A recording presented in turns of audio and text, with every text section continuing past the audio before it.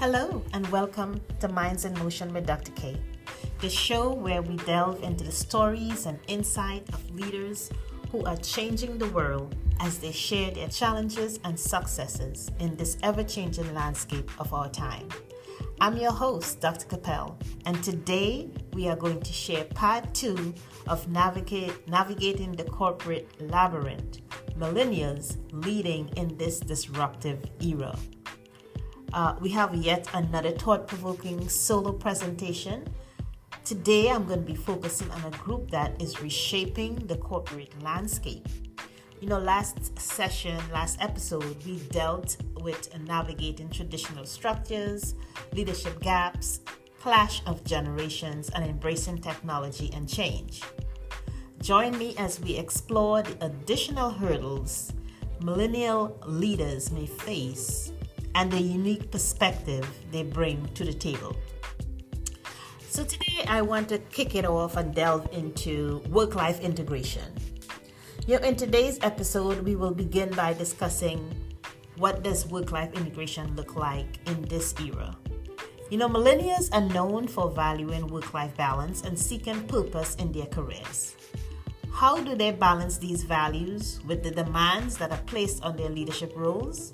That's something we'll explore, the intricacies of that work-life integration and the challenges that millennials face as they try to create a fulfilling professional and personal life.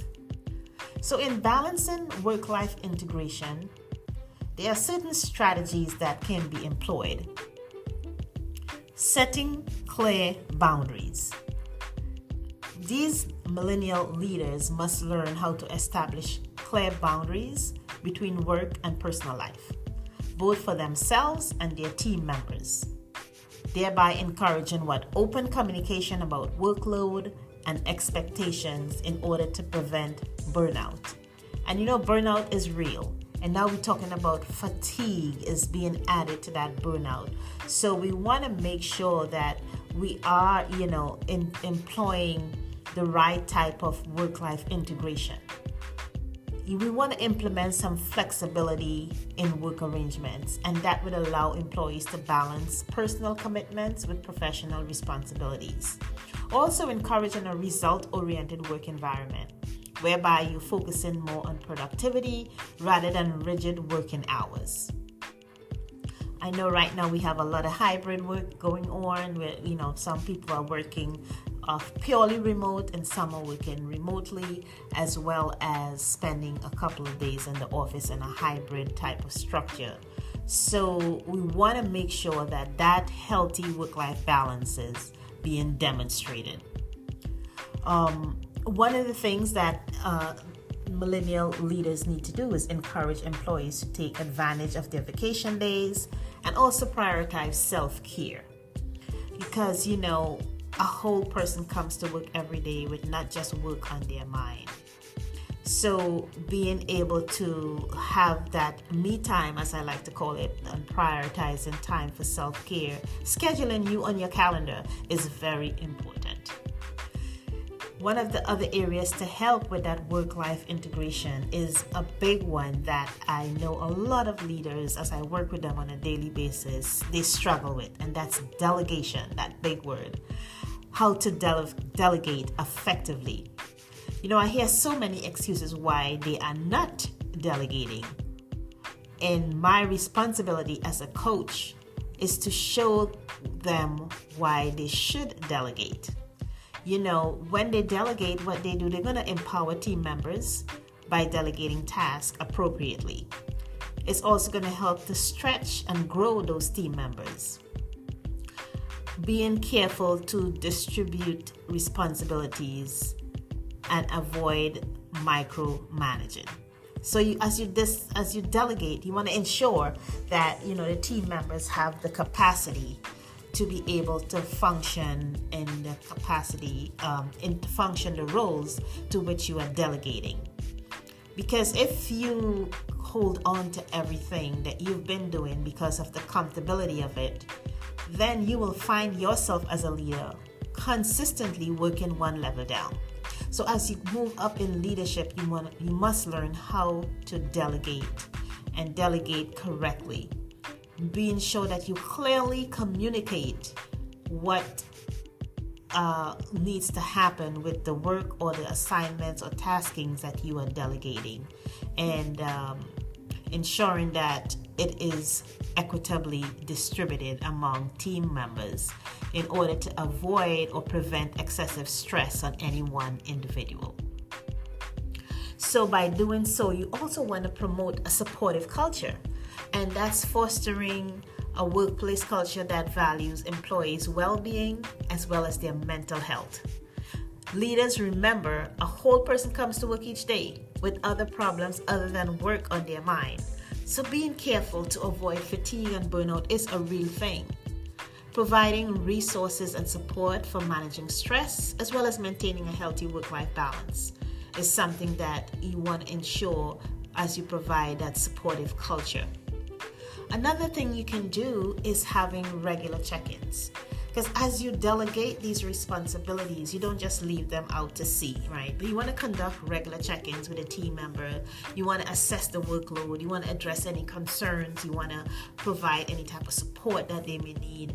You want to ensure that the psychological safety is being created. You want to create that open and transparent communication channel where employees feel comfortable discussing work-life balance issues. Because one of the things that you definitely want to do is to build that trust with your team members. I mentioned that intrinsic value is very important. It's celebrated by millennial leaders. The intrinsic value of work-life balance, what it does, it leads to a workplace value that millennial hold, and that is autonomy. But it's not for the reason you would think. They do not wish to be free of direction or supervision. Rather, when you give millennial employees autonomy on the job, it helps communicate that you believe in their ability and you trust them. Like many other employees, they detest being micromanaged. However, other generations dismiss a micromanager as someone who's anal or controlling, not the millennials. They take micromanaging behavior personally because it connotes a lack of trust or confidence in them. So a common refrain heard from millennials, as I was doing my research, it was, though not exactly in these words, was show us what you expect us to do and then get out of our way. Because they want to, you explain it to them, they understand, then they off to the races. You don't need to be, hovering over them. However, as I say, you want to conduct regular check-ins just to stay connected to the process. So, overcoming stereotypes. Stereotype often surrounds the millennial generation.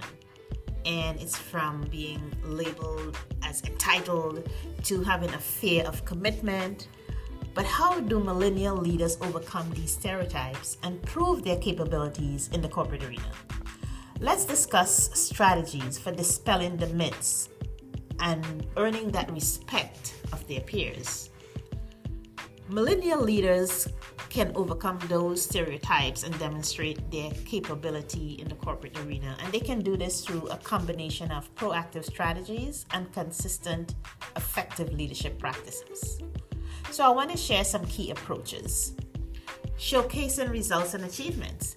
So they want to be able to highlight some tangible results and achievements that demonstrate their impact, whether it's on projects, with the organization, how they interact with their team. They want to be able to highlight some tangible results. They also want to emphasize key performance indicators, right? Their KPIs and successful outcomes, because what this does, it helps to provide concrete evidence of their leadership capabilities. Communication is huge. So being able to communicate confidently and clearly, whether it's verbal or in writing, is also one way to dispel the stereotype about perceived communication weakness that gets discussed around millennial leaders. So they showcase strong presentation skills and the ability to articulate those ideas in a compelling manner is going to be able to dispel those myths when it comes to effective communication. You also want to lead by example. So demonstrating a strong work ethic and commitment to excellence helps to dispel some of those stereotypes as well. That's related to entitlement or a lack of dedication. You know, a lot of times I hear leaders as I coach them, it's like, I'm a perfectionist. And today I want you to dispel that myth. And being a perfectionist is stressful. Perfectionism is in alignment, to me, with procrastination. Because when you become a perfectionist, you procrastinate, submitting or releasing projects and reports because it's never good enough. However, when you become more decisive and you're able to quickly adapt, become more agile, then you want to work with excellence and not this mindset of being a perfectionist. I hope that made sense to you. Focus on being able to produce work with excellence and stop thinking about being this perfectionist, because it slows you down and it brings about a lot of stress. You want to also be able to embrace collaboration and inclusivity. So how do you do that? You want to foster a collaborative and inclusive work environment whereby you can showcase the ability to work effectively with diverse teams. Encourage open communication and also value diverse perspectives. It's not just about my way or the highway, but be able to have that more inclusive discussions around decision that needs to be made. That's going to help dispel the stereotype related to that insularity or difficulty working with others. Adaptability and tech savviness, another strategy. You want to be able to leverage adaptability to navigate change successfully. Showcasing that ability will help you to thrive in dynamic corporate environment. So you want to capitalize on tech savviness, and this is going to help to drive innovation and efficiency within the organization, thereby aligning with the expectation of this modern workplace. Because, with AI coming down hot and heavy, you want to be in alignment with the new technology and the innovation that's happening so quickly and changing so rapidly.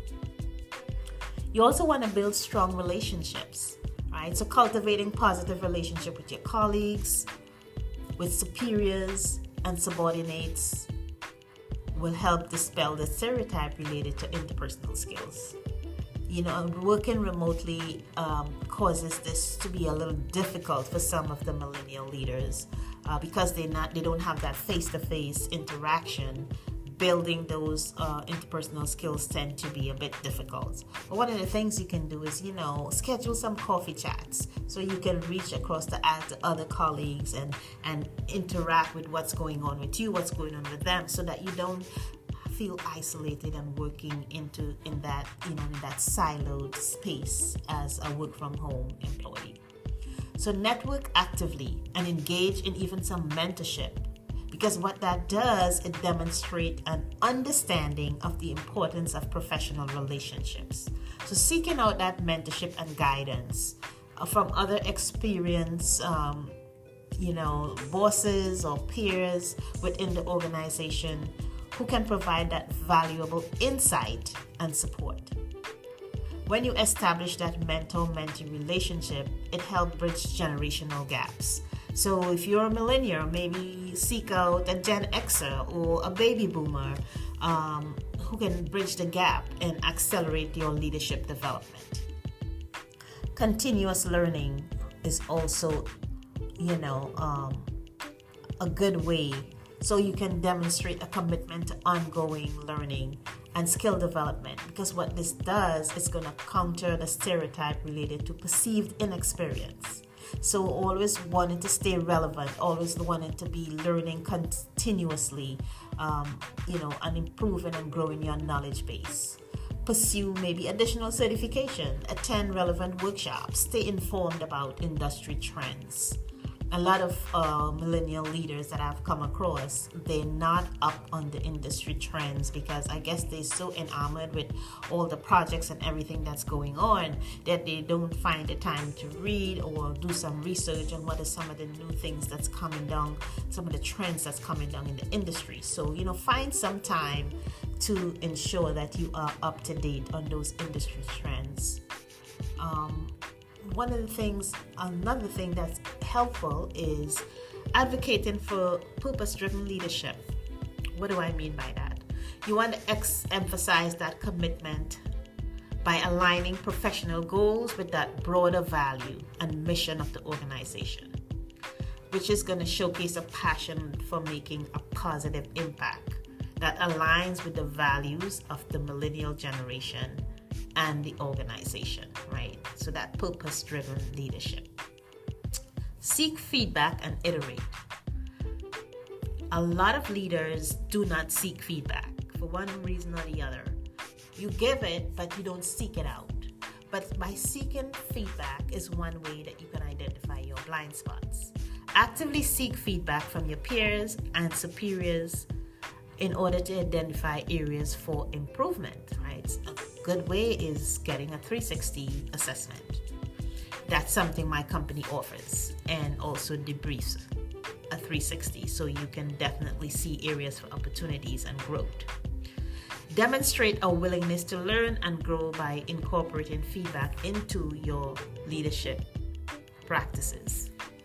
When you consistently demonstrate these qualities as a millennial leader, it will help you to challenge the stereotypes. It will help you to earn the respect of your colleagues as well as contribute to positive organizational change.